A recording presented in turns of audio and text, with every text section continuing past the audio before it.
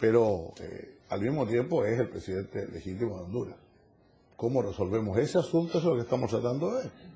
Alguien hablaba hoy día, entiendo, de elecciones organizadas por algún organismo internacional. No lo sé, pero las elecciones organizadas, por ejemplo, por la OEA y apoyadas por Naciones Unidas resuelven uno de los problemas, que haya un nuevo gobierno legítimo. Pero el problema de la salida ilegítima, de la remoción ilegítima de un presidente constitucional, ese problema no queda resuelto, ese problema tiene que resolverse. Y en eso estamos intentando resolverlo. Pasamos por un momento difícil. Yo les confieso que después del viaje nuestro a Honduras, cuando fui yo con un grupo de ministros de Relaciones Exteriores, iba a poder haber alguna apertura. Pareció haber alguna apertura, al menos se propusieron cosas interesantes. Algunas podían no ser aceptables, pero eran interesantes. Hace unos días la discusión se paralizó y estamos intentando retomarla.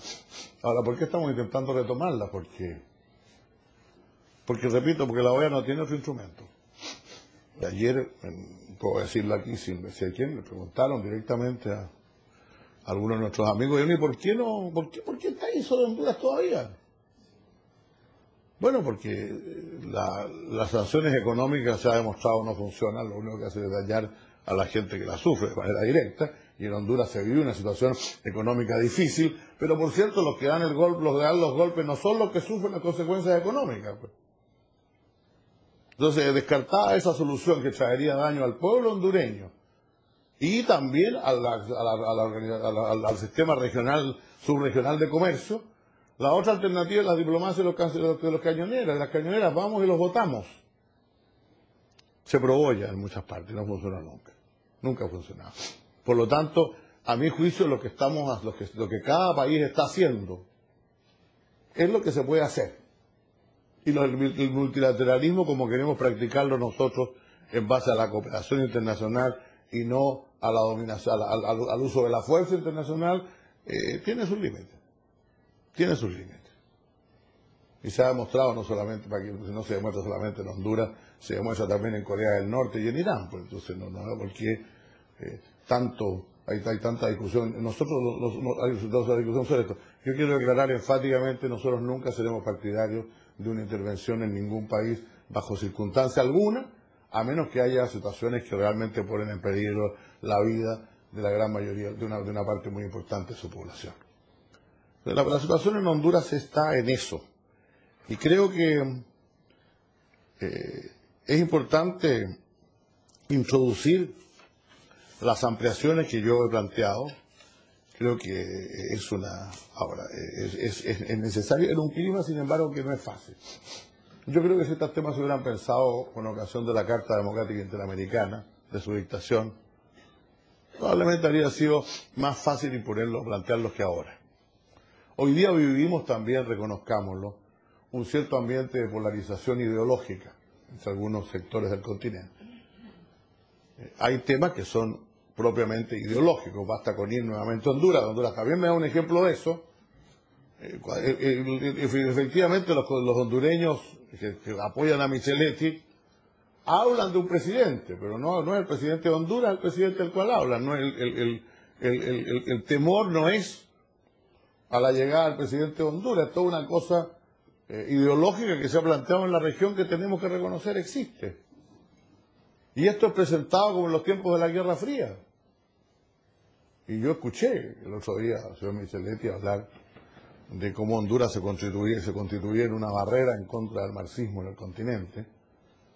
Y tuve un recuerdo bastante escalofriante de mi país hace unos 35 años atrás. Por lo tanto, tenemos ciertamente una dificultad. Por esa razón es que a mí me gusta, es más importante plantear este tema de cuándo se producen rupturas reales del orden constitucional democrático. ¿Qué significa, en términos explícitos, romper con la democracia? Eso nos permite darnos garantías explícitas entre nosotros. Acabo de estar, entre paréntesis, en la presentación de un libro sobre este tema, el nuevo plan de salud de mi país, ¿no?, que se llama el Sistema de Salud de Acceso Universal con Garantías Explícitas, que está funcionando. Bueno, en política también se pueden dar garantías explícitas. Es decir, mira, los que están en este sistema interamericano se comprometen a no hacer estas cosas. Estas son las cosas que garantizamos para la democracia. Más, de manera un poco más detallada, más precisa que en la Carta Democrática Interamericana. De lo contrario, se entenderá que se ha roto el orden democrático.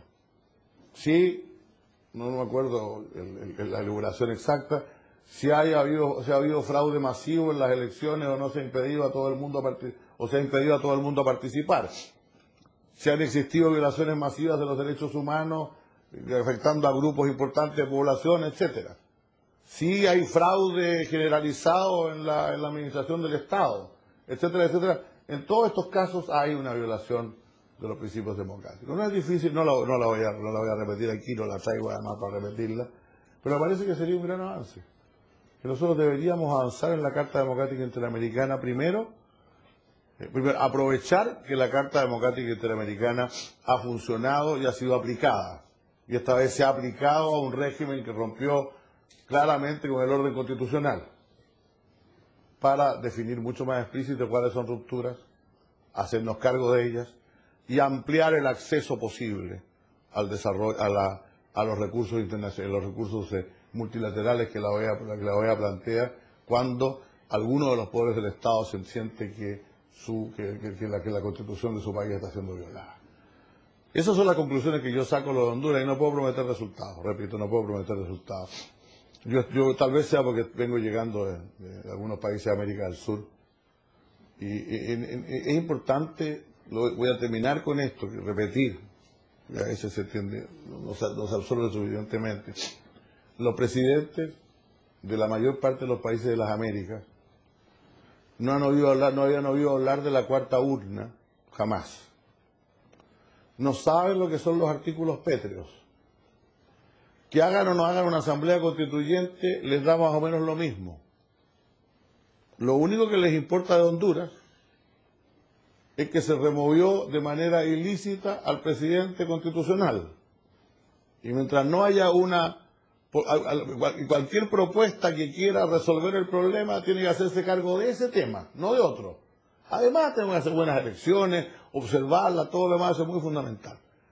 Y repito, eso yo sé que no es fácil de lograr, pero no nos equivoquemos, no es fácil lograr consenso en las Américas si no se considera ese tema específico. Muchas gracias por su atención. Si queda tiempo para alguna pregunta y quieren hacerla, con todo gusto.